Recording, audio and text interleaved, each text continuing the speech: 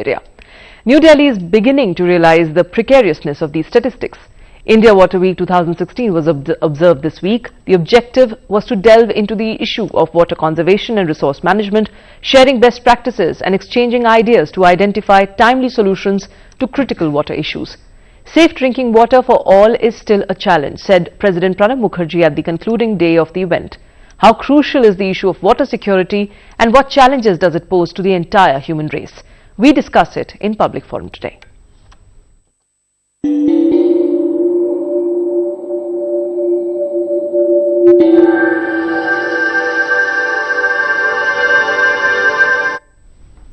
And to discuss more on this, I'm joined by Mr. Himanshu Thakkar. He's Coordinator, South Asia Network on Dams, Rivers and People.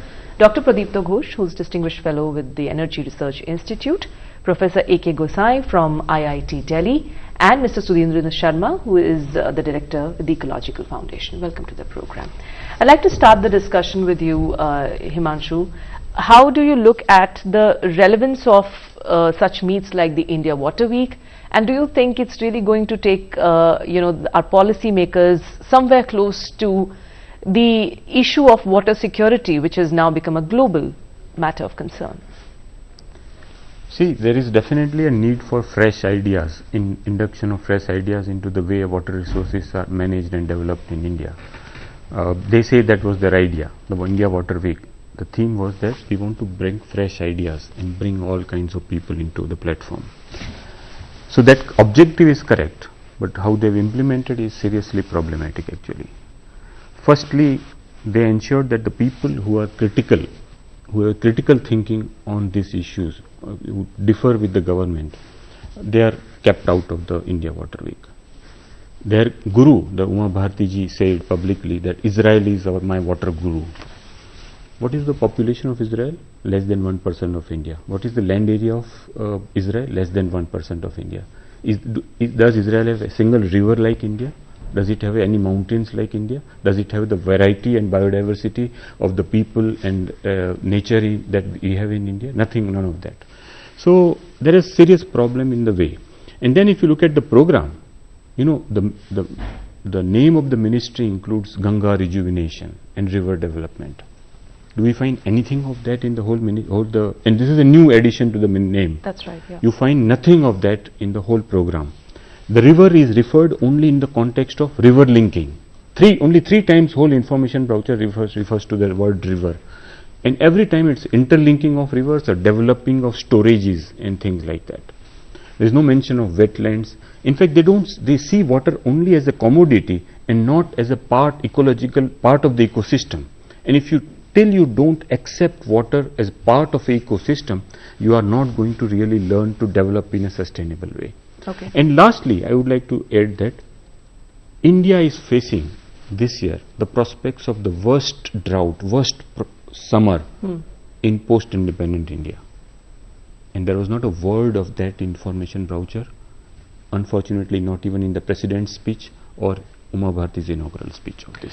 A serious crisis that India is facing and how we are going to deal with that. Dr. Ghosh, how do you look at this? Do you think that we seem to be having some sort of a disconnection with the realities around us? We have been prone to so many adverse situations.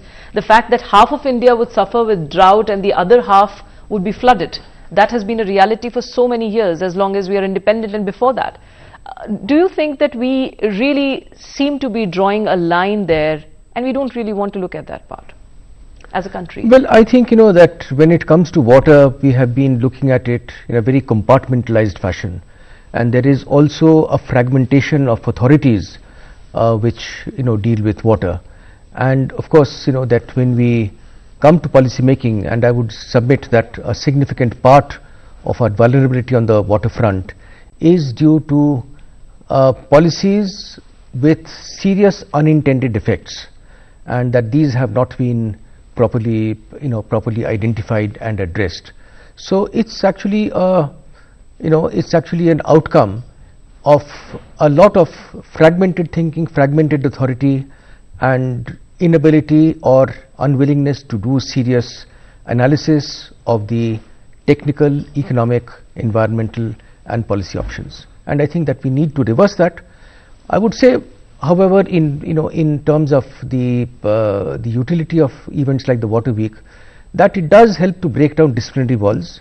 That I take Himanshu's point that Israel is not exactly a full role model, but the point is that there is no country really which is a full role model as far as we are concerned, and we need to look at specific practices, specific options which have been adopted in different countries, and then learn from them, not that we just simply adopt them wholesale, but it is, I think, important to learn lessons which have worked in other environments. Okay. Professor Gosai, how do you look at our own experiments with the issue of water conservation and, of course, securing water? I believe whenever you're doing anything, whether you're securing water or whether you're looking at the conservation, how much conservation you require to be done, you need to analyze the systems. And in our national water policy also, we have said that the best way to go about is to look at a basin as a basin, because you're looking at first the audit. How much is the resource availability, which is a natural process, because how much rain occurs in a particular basin, that decides how much is the resource available within that basin. And that's the reason that you need to look at how much is the equity across the states, how much you are having the utilizable water, and if you use beyond that, then is like having less income and spending more. So that is what is happening in our case. We have policies on everything, but the policies are not being implemented properly. For example, we don't have any policy on the groundwater. We are allowed to extract as much groundwater as you want to, and that is what is happening in the case of Maharashtra now. Now, had there been this groundwater stored for the such situations, then you wouldn't have had such a huge problem of even the drinking water. So we are not identifying that in a particular river basin, what is the health which we need to restore, and that is where the science needs to be used. You need to find out the alarming levels, that if the level has gone below that level, the groundwater, that means we have over abstracted, and you have to put a check on that. If you want to see, right now we are the major drawback is that we are going with the assumption that we can do the storage, we can do the rainwater harvesting, but with the assumption that we are not going to use more than what we have stored. So if the tendency still remains that your utilization is more than whatever you have stored beyond even the natural storage, by even having the additional recharge, then the situation will remain same. But how far have you been successful in doing the rainwater storage? Now, the rainwater storage is a very, very fragmented thing, in the sense that wherever you are having different kinds of rainwater storages. Either you store above surface, which is in the form of tanks, smaller storages, big storages, even when they construct a dam, even that is a rainwater storage in a way. You can also do the storage by inducing the recharge in the groundwater.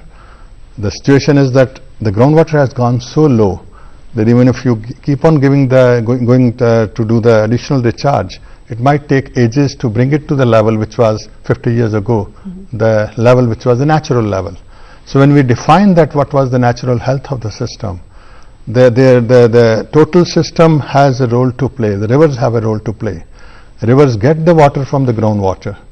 They receive the water from the groundwater. Present analysis of some of our river system is that we lose the river water to the groundwater, which is a very sad situation.